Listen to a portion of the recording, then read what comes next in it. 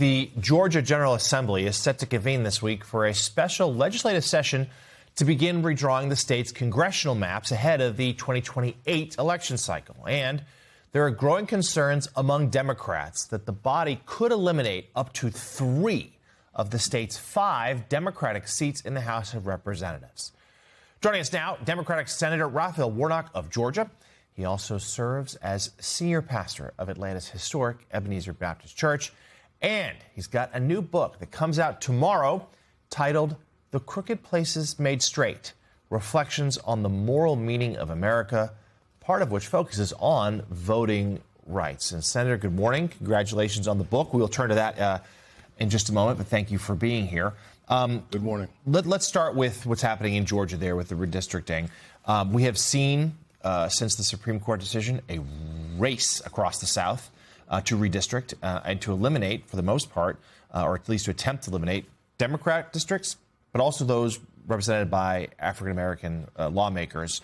What are your thoughts here as you survey what could happen in your home state? Well, you know, I'm a proud citizen of Georgia and pastor of Ebenezer Baptist Church. And as I think about all of the reasons that the Georgia Assembly could be reconvening tomorrow, they could convene the legislature to expand Medicaid.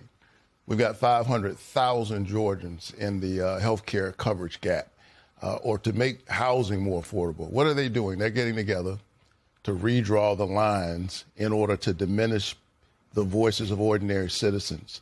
And so it's deeply concerning. But we would not be here were it not for the Supreme Court, which is apparently right now, you know, extremists who feel emboldened. They are behaving in a very partisan manner. I think they are steadily undermining the credibility of the court. Donald Trump started this fire, but with the Calais decision, the Supreme Court poured fuel on the fire. And what is happening is sad, but wholly predictable. This race all across the South to literally diminish the voices of its black citizens. So this would not take effect until 2028, but obviously we see some changes will by 2026. And let's just talk about, I know you spent time in the book about the fight for voting rights. There's great fear that Republicans are going to try to restrict access to the ballots this very November. In fact, just a short time ago, we played sound from Homeland Security Secretary Markwayne Mullin, point blank, repeatedly refusing to rule out the idea that he might deploy ICE agents to voting booths, to polling places, which many would feel is just simply an act of intimidation. Well, if they were to deploy ICE agents to the polls, it would be unconstitutional. It would be illegal. But that doesn't seem to get in the way of this administration. So I take them very seriously. But I'm thinking about all the things they're doing even before you get there. The efforts that we're witnessing with this awful gerrymandering. The Supreme Court was just deeply intellectually dishonest when they suggested somehow, you know, you can engage in partisanship. You can draw all of these crooked lines in order to diminish the voices of black citizens in the South. Just don't call it racial. I mean, think about what they did. Literally, if you don't find an email that said, you know, that says go after the black voters, you know, go for it. And we're seeing it. Literally, while votes are being cast, they're busy playing with the lines. Gerrymandering, in my view, and the way in which it's happening right now is undermining our democracy. All Americans should care about this. It is a way of turning the democracy upside down so that rather than the people picking their representatives, the politicians, craven politicians right now, are busy picking their voters. And their focus is power.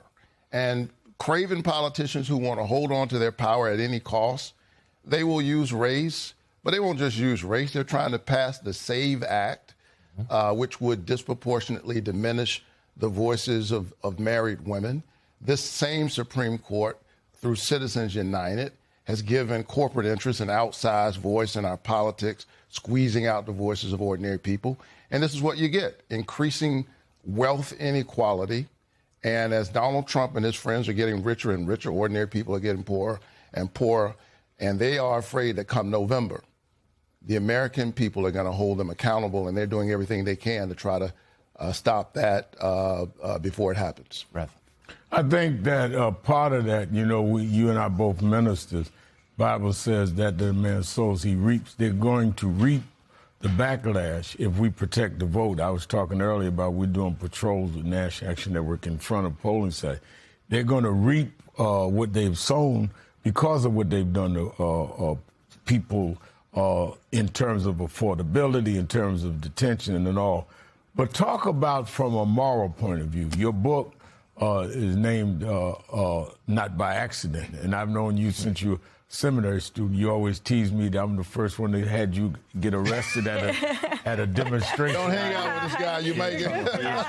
I had a demonstration that he was arrested. He and Reverend Kevin Johnson were seminary students, so I kind of helped usher them into civil disobedience, though they've done far better than me in ministry. But talk about how the moral side of this is as important to you and others, because Dr. King never got, and you pastor his church, you never got out of the moral side. There's a moral issue here that I think people are missing, that you raised, I think, quite profoundly in your book. Yeah. You know, I believe that democracy is the political enactment of a spiritual idea. This notion that each of us has within ourselves what I call a spark of the divine. And in other words, we have dignity if you're not given to that kind of language. And so you ought to have a vote, you ought to have a voice in the direction of your country. And so I wrote this book as we are approaching the 250th anniversary of this grand experiment called America. It's really a sermon, and it started out as a sermon. This is a sermon I preached at Ebenezer Baptist Church, where I preach every Sunday and continue to lead that congregation. And it's, you know, this is a tough time as we're entering the nation's 250th birthday. There are those who are trying to weaponize despair as you raise what they're trying to do in light of this midterm election, the very specter and notion of calling the Insurrection Act, the ways in which they are just squeezing people, taking us into illegal wars, these tariffs across the board. You might be given to despair. And there are days when I have to fight hard to push back the shadows of despair that might, encroach on my own heart. And so this is a sermon. Sermons are preached in order to encourage the faithful, right, to remind us of who we are at our best. I love this country, and I still have very, very high hopes for America. And I believe that it is the people who will help make the crooked places straight. This is a verse right out of Isaiah. You know it. I'm sure you've preached it many times. It's a vision. And so the people are in exile. They have the things that they've been depending on that give you certainty and security are in flux, including the temple and the institutions. And there are those who want to return from the exile. And I think in this exilic moment, there are those in America who say, can we just return to where we were? No, we need a vision bigger than that. We need to reimagine. And so he says, the valley shall be exalted, mountains and hills made low, crooked places made straight, rough places smooth. A lot of rough places these days. And the glory of the Lord shall be revealed, and all flesh shall see it together. So this is about who we are at our best.